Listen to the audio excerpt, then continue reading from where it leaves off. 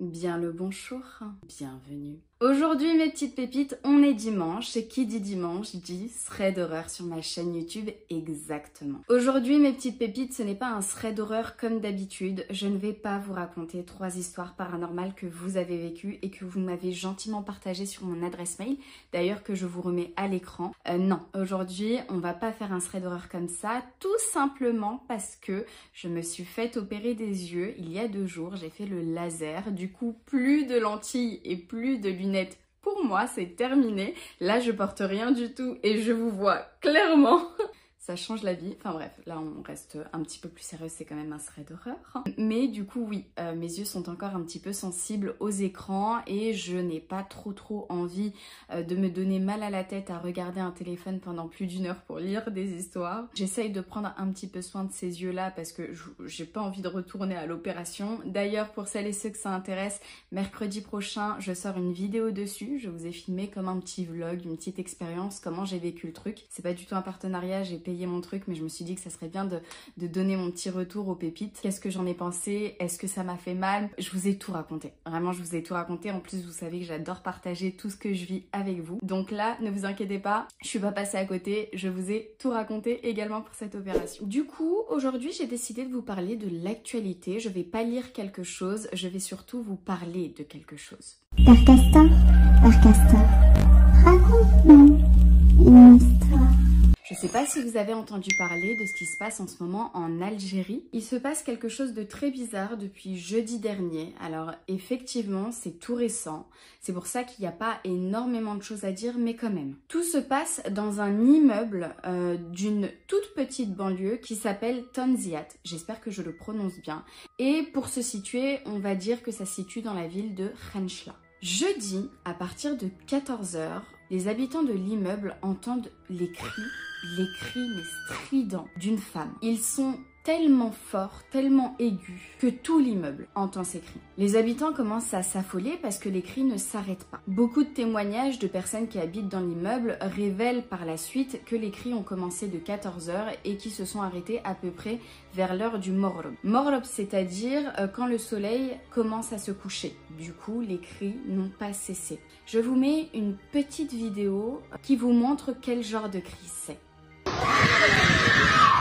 Comment vous dire que ce sont des cris très effrayants et qui ont affolé absolument tout l'immeuble. Les habitants de l'immeuble ont commencé à chercher en fait d'où venaient ces cris. Peut-être que c'était une dame qui était coincée dans son appartement, qui criait, ou alors qui se faisait agresser. Ils ont commencé à chercher partout dans l'immeuble où étaient ces cris. Et certains habitants se sont souvenus que dans l'immeuble, il y a un appartement qui n'est pas du tout habité. Et cela depuis des années.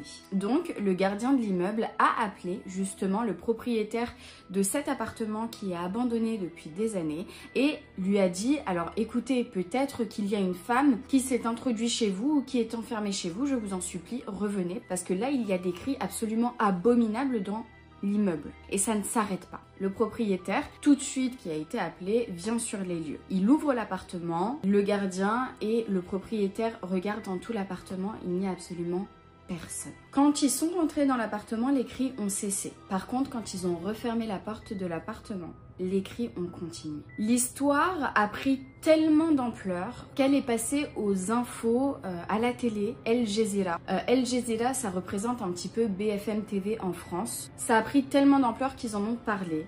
Alors au début, ils se sont dit, est-ce que c'est un montage vidéo? Est-ce que ce sont des vidéos qui sont fake? Cette hypothèse est vite partie parce que, alors 1, 2 personnes, allez 3 personnes pour faire un canular. Bon, ok, on peut se dire que c'est un trucage, c'est un canular, mais par contre quand il s'agit de centaines de personnes et de tout un immeuble en fait qui justement raconte absolument la même chose, là ils ont pris l'affaire beaucoup plus au sérieux. Il s'agirait d'un djinn, plus précisément d'une djinnia. Donc djinnia c'est le féminin de djinn, donc c'est une femme qui souhaite terrifier les habitants de l'immeuble. Faut savoir que quand un appartement reste abandonné comme une maison abandonnée pendant de nombreuses années, qui n'est pas entretenue, etc. Comme je vous l'ai raconté dans les threads d'horreur, c'est possible que les djinns y prennent place, étant donné qu'il n'y a pas de vie, ça devient sale, et puis il n'y a pas d'humain dedans, donc les djinns s'accaparent. ces endroits-là. Les habitants se sont dit, à force qu'il n'y ait personne dans cet appartement, forcément il est devenu hanté et habité. Les cris de base sont extrêmement forts, mais plus le temps passe et plus ça devient de plus en plus fort. Jusqu'à ce qu'on a l'impression en fait qu'il y a des enceintes dans tout l'immeuble qui font entendre ce cri à tout le monde.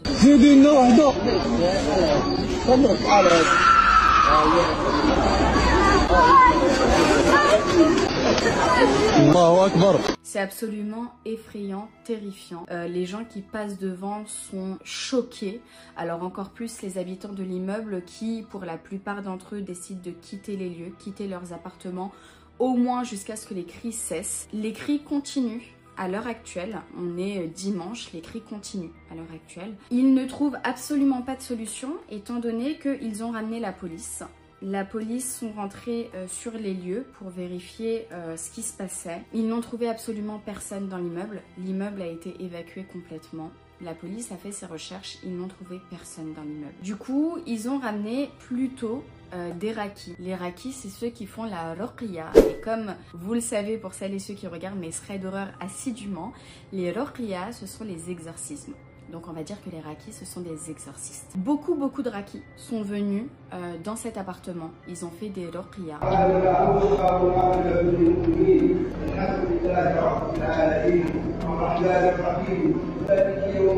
Mais malheureusement, il s'avère que la djinnia est tellement forte et c'est tellement puissant qu'ils n'ont pas réussi à la faire partir. Mais par contre, ils ont réussi à savoir pourquoi elle est là. Les rakis racontent que la djinnia est là, dans cet appartement, et s'est mise à hurler tout simplement parce que des humains ont tué son fils. Et là, vous allez me dire, mais attends, comment ça des humains ont tué son fils? Les rakis racontent que dans cet appartement, ils ont retrouvé beaucoup de traces de sorcellerie, des talismans et des choses qui font que ça se voyait, qu'il y avait des choses sataniques qui ont été faites dans cet appartement. Notamment un sacrifice, et c'était le sacrifice d'un chat noir.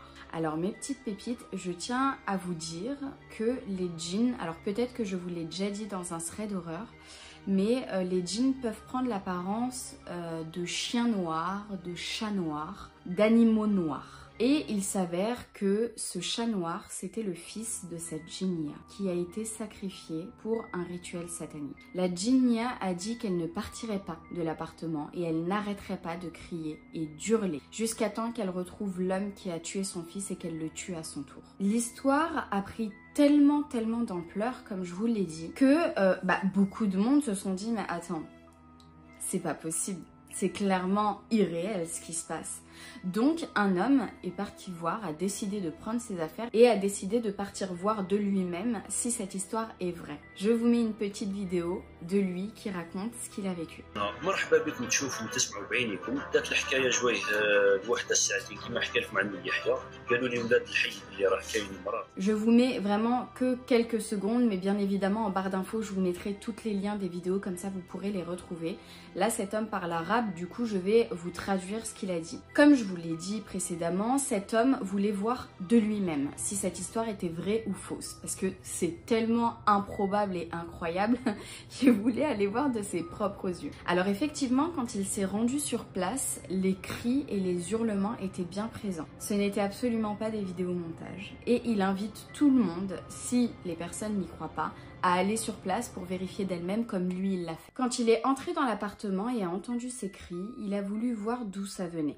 Il explique que quand il monte aux étages là-haut, parce qu'il entend les cris venant d'en haut, s'entendent du bas. Et donc il descend en bas pour aller voir qui est-ce qui provoque ces cris, qu'est-ce que c'est que cette chose.